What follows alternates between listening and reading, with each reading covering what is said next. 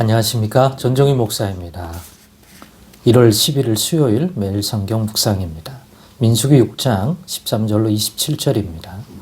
나실린의 법은 이러하니라. 자기의 몸을 구별한 날이 차면 그 사람을 해망문으로 데리고 갈 것이요.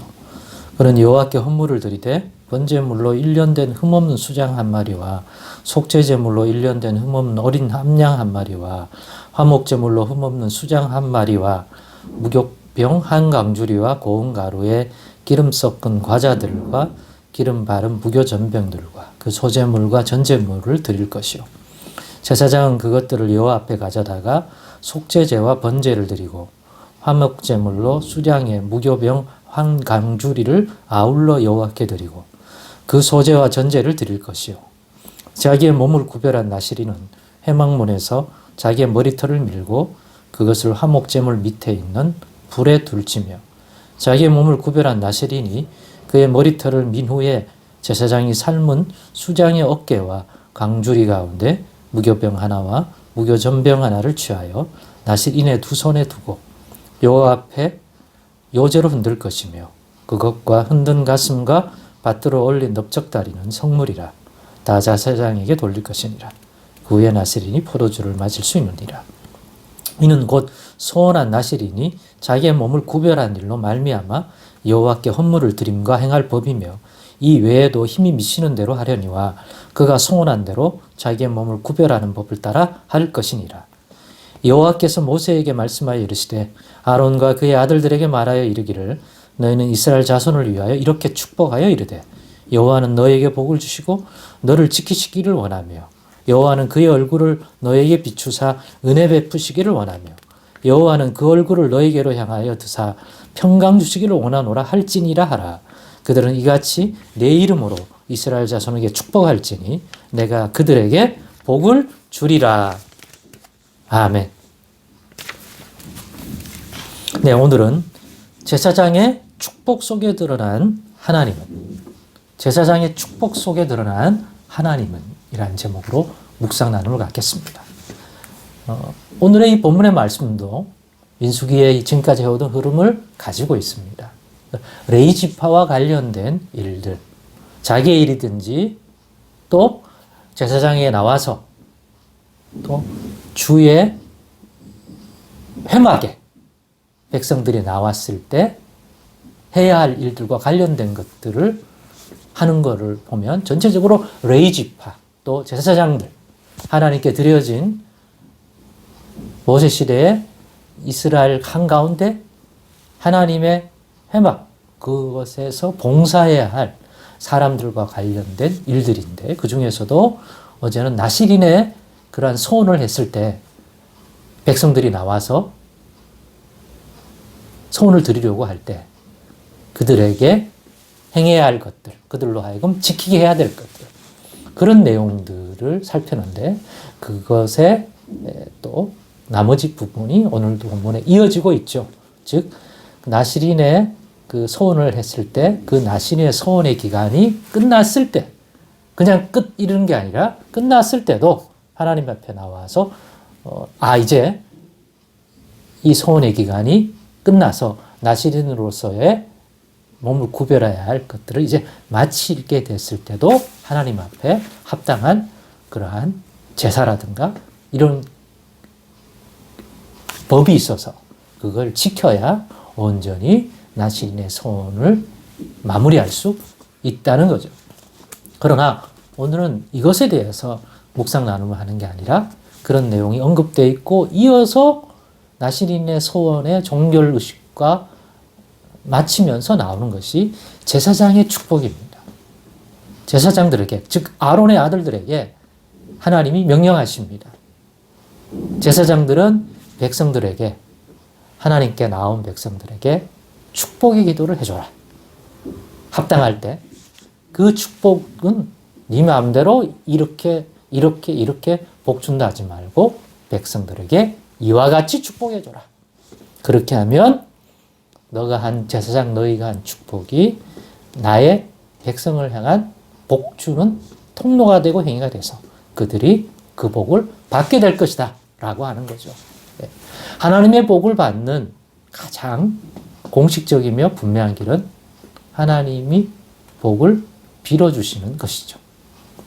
하나님이 어떤 그런 하나님의 복 주시는 통로가 되는 어떤 사람을 통해서 그 사람이 주의 이름으로 축복해 줄 때 하나님이 부어주시는 거죠. 왜 이런 형태냐? 내가 돈 주고 복을 사거나 내가 열심히 땀 흘려 노력해서 뭔가를 획득하는 그러한 일하고 받는 급료 같은 것이 아니라 여호와께서 우리에게 주시는 축복은 은혜에 속해 있는 것들이다. 그래서 부어주시기 때문에 받는 거다. 물려받는 거다. 그러니까 하나님이 주기 싫어하거나 하나님이 부으시지 아니하면 돈을 주거나 인간의 어떤 노력으로 얻을 수 없는 것이 하나님의 복입니다. 하나님은 자신이 기뻐하는 자에게 복 주고 싶은 자에게 그 복을 부어주시는 분입니다. 그런데 이스라엘 백성에 복을 주실 때 제사장들을 통해서 하나님이 자기 백성을 향한 주시려고 하는 그 복을 제사장들이 축복해 줌으로써 그것을 통해서 내가 나의 백성들에게 복을 줄 거라는 거죠. 그 역할을 제사장들이 잘 감당하라고 제사장에게 축복권을 주셨는데 축복권과 함께 축복의 내용 역시도 하나님께서 주셔서 순종하여 그대로 백성에게 복을 빌어주라고. 그러면 복을 받을 거라고 한 내용이 오늘 본문의 22절로 27절까지 나오는데 이 부분에 대한 묵상을 나누고 싶습니다. 간단합니다. 이 본문에 나와 이렇게 복을 빌라고 해준 그 내용에 보면서 네 가지에 대한 것들을 생각했습니다. 이 축복문에 축복의 내용 속에 드러난 그 이스라엘의 하나님, 우리의 하나님은 이런 하나님인 거예요. 이런 하나님. 첫째, 우리에게 복을 주시는 하나님입니다.